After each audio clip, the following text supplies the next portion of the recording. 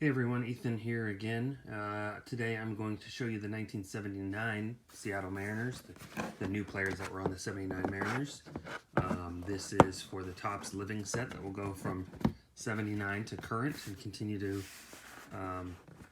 be made after that. This is a custom card set by me, so these aren't real, but they use a template that's almost identical as far as I could make it.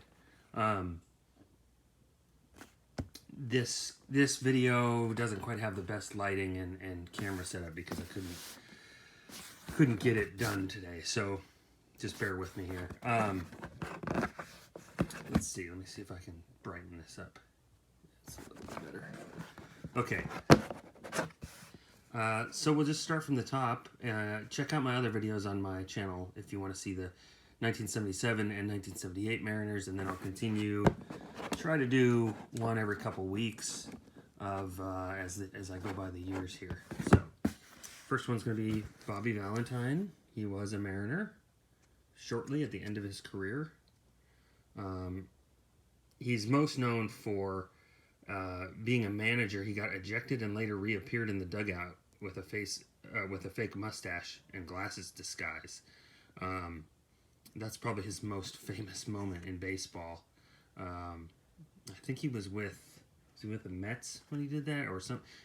Correct me if I'm wrong, but I think that's the manager of the Mets, 1999, and he got fined like $5,000 and had to suspended 4 games or something like that. But it's pretty funny. So yeah, he was a Mariner briefly. Rob Dressler, first round draft pick by the Giants in 1972.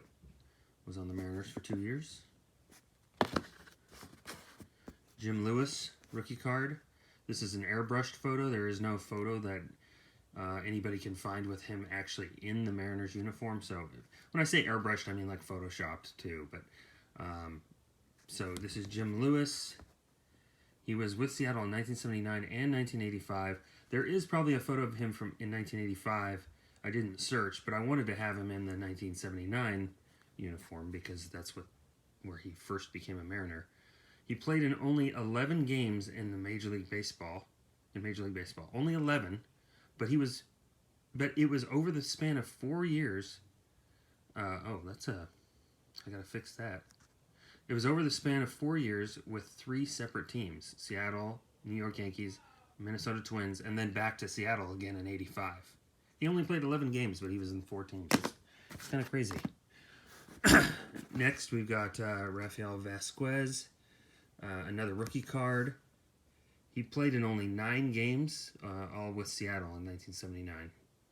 So another guy who was just really short in major leagues.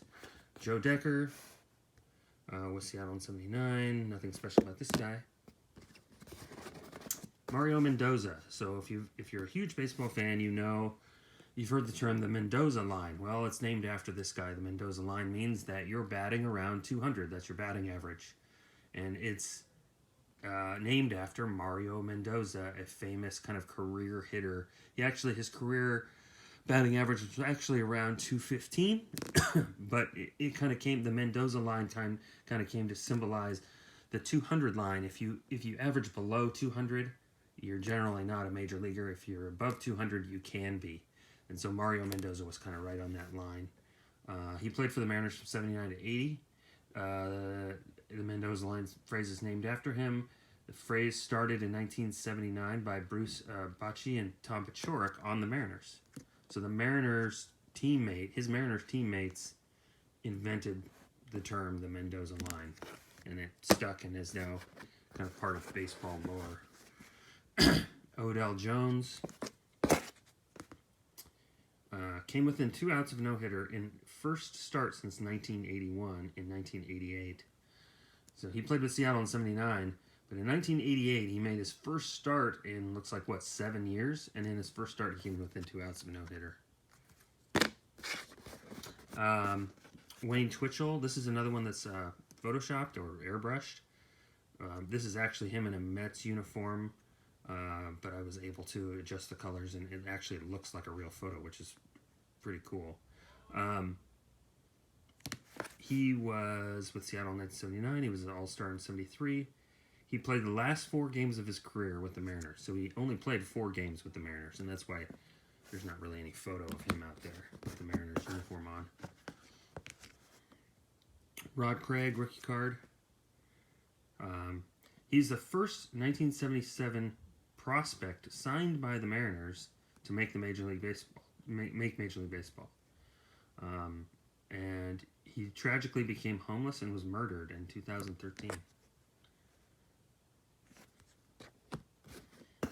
Next is Rich Hinton. Played his final 14 games of his career with the Mariners. So there's a lot of guys in here who only played a handful of games with the Mariners. Floyd Bannister, with the Mariners from 79 to 82. He was an All-Star and AL strikeout leader in 82. And he was first in strikeouts per 9 innings pitched in the AL in 83 and 85. So not a bad pitcher there for a little while. Randy Stein. This photo was nearly impossible to find. I got lucky and spoke with the right person who happened to have some of Topps Vault Archives photos, and he found this photo of Randy Stein. This is really the only photo of him in a Mariners uniform. There's one more that's on them. It's when they took a picture of the team, but it's really blurry. So this is an unseen photo by probably pretty much everybody. With the Mariners in 79 and 81, and he was a first-round draft pick by the Orioles in 71. Willie Horton.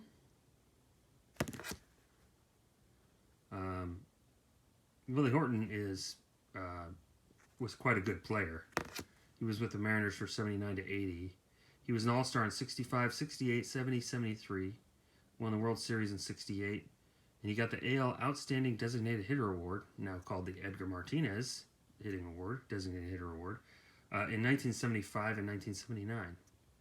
So he was really, in 1979, really the Mariners' first good designated hitter before Edgar came along. Roy Branch, rookie card. First round draft pick by the Kansas City Royals. So that looks like there's like three first round draft picks in this 79 team. And he played in only 2 games in Major League Baseball. Only 2 games he played in Major League Baseball, and they were both for the Mariners. He was a first round draft pick. So another player that just has such limited time.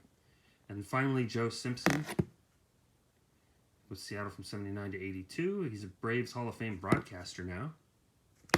So any Braves fans might know who he is.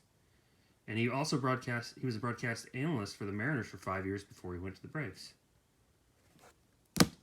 So there you go, 79, 1980 coming up. And 1980 is going to be the last year with this original Trident logo before they moved to the Trident with the star. And the reason why they ended up moving to the Trident with the star was because the star represented the 1979 All-Star game, and the Mariners ended up keeping that logo for many years after that All-Star game. So next year, I think will be next year's the last with this logo. Even though, see here, you can see it right here actually. They started incorporating it in small ways on the batting helmet and on the sleeves. And eventually they kind of moved everything, including the word mark and other aspects. So like the batting helmet had it, but their regular hat didn't. And they slowly started moving over towards the one with the star. And that transition fully happened in 1981. So that's coming out. All right, thanks for watching. Subscribe, like, comment, share, check out my other videos. All right, thanks, bye.